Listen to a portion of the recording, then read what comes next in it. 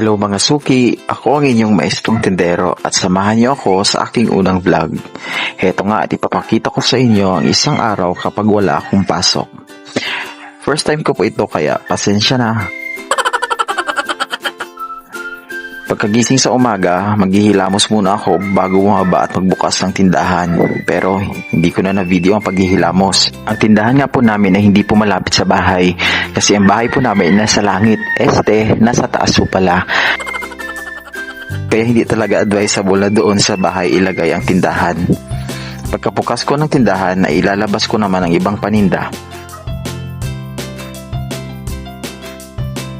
Kapag natapos na ay magawalis naman ako ng mga kalat ng dahon ng mangga sa palibot nito.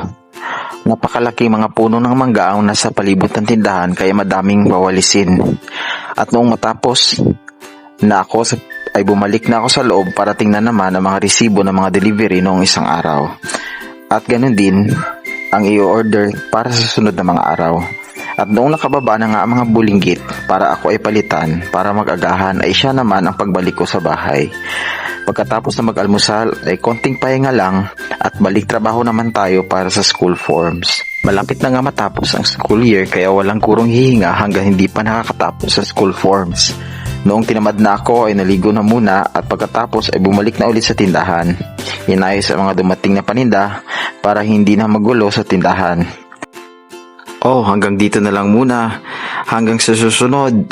Kung gusto nyo pang magkaroon ulit ng second vlog, comment down para alam nyo susunod din ako bulol. Hanggang dito na lang. Paalam.